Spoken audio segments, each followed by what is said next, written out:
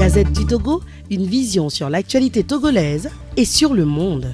Bonjour à ma très grande famille togolaise. C'est Dr Kenny Lambo depuis le Cameroun. Le thème aujourd'hui, ça concerne les femmes. Oui, parce que c'est la femme qui est la mère de l'humanité. C'est la femme qui porte les enfants à son sein. Je ne saurais commencer cette émission sans rappeler encore une fois de plus ce que nous avons toujours eu l'habitude de dire, c'est que nous consommons en longueur de journée, comme nourriture, comme boisson, ça fait de nous des personnes en santé. La pyramide alimentaire que notre frère, notre papa, lui qui a eu cette volonté de faire des études à ce niveau-là, Buffalo Lambert, la pyramide alimentaire, ça joue beaucoup pour la femme qui cherche l'enfant. Oui, la qualité d'eau que nous buvons au quotidien, ça joue aussi beaucoup là-dedans.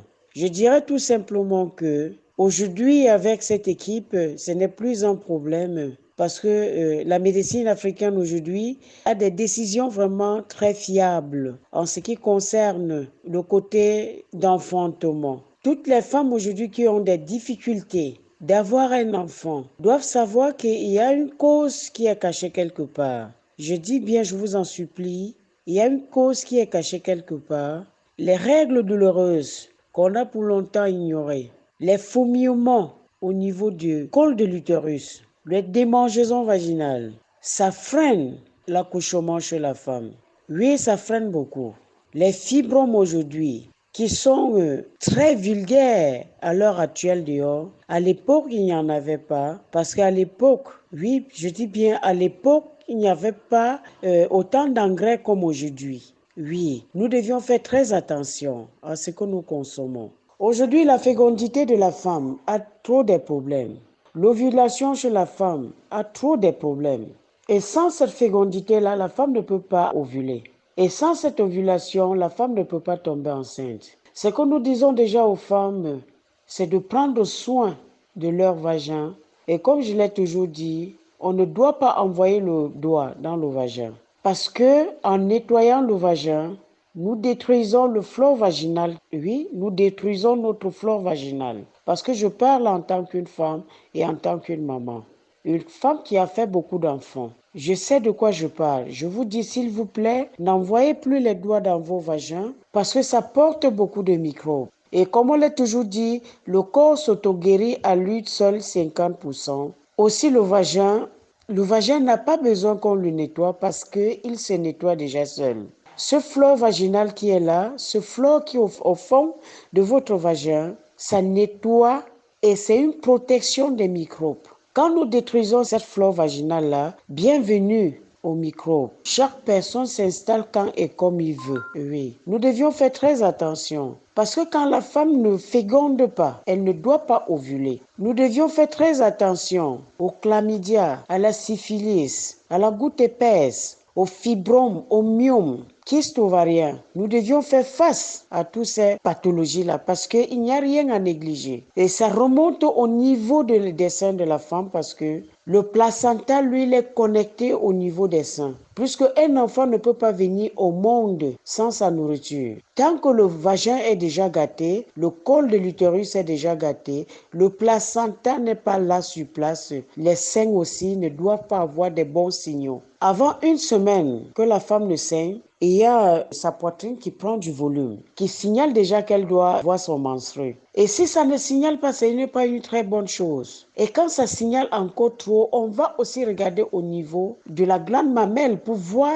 le problème que lui-même aussi il a. Oui, parce qu'il faut déraciner le mal, afin que la femme ne tombe enceinte. Et déjà pour toutes ces femmes qui ont ces petits bobos qui les empêchent à tomber enceintes, nous avons en Afrique ces condiments qu'on appelle le quatre côtés. Nous avons ici au Cameroun le mbépé. Nous avons la menthe, que je peux aussi appeler la menthe poivrée. Nous avons là-bas chez vous l'épissenlit. Nous avons le roi des herbes. Nous avons le rouge un côté. Cette association de très très grande quantité, au moins d'un kilo, ça prend au minimum 7 litres d'eau. Nous faisons bouillir ça et on boit un verre matin, un verre midi, un verre soir, que ce soit myome, kyste, fibrome, c'est-à-dire les démangeaisons vaginales, ça dégage tout ça parce que la femme qui ovule pendant qu'elle saigne ne doit pas tomber enceinte. Tous ces mélanges-là dont j'ai cité tout à l'heure permettent de faire la séparation.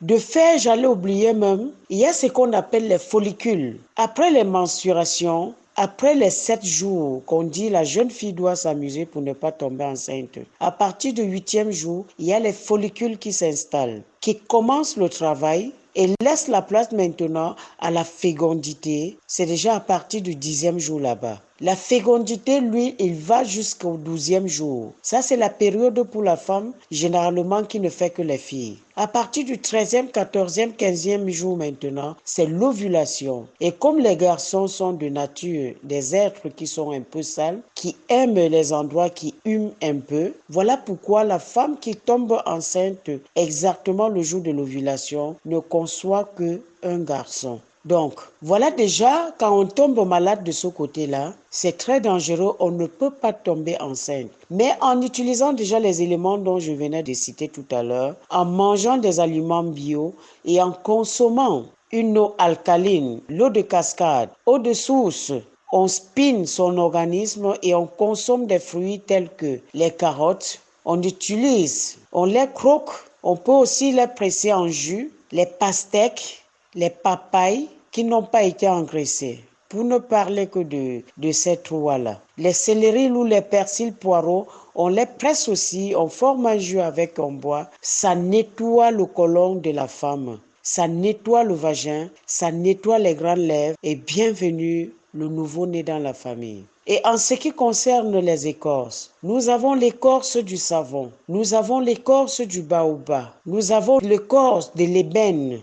En associant seulement les trois là, pour certains qui ont des très grandes difficultés, j'allais même oublier, pour des femmes qui ont des difficultés, qui conçoivent et qui sortent seulement, là ce sont des écorces qu'ils doivent utiliser. Et des femmes qui accouchent mais qui ont des difficultés après, doivent utiliser plutôt les écorces de fruits tels que le safou, l'avocatier, le manguier. Enlever ces écorces et faire bouillir ça selon la quantité d'écorces qu'on a en main peut nous donner au moins dans les 2, 3 à 4, 5 litres d'eau qu'on utilise une seule fois. Donc, après avoir fini les 5 litres, on ne refait plus. On attend le prochain cycle avant de refaire encore. Voilà les éléments que moi, je peux vous prêter aujourd'hui parce que ce sont des éléments que nous, femmes bantoues, nous allons utiliser afin de donner naissance, afin d'entretenir nos foyers. Merci beaucoup à l'équipe de ce jour.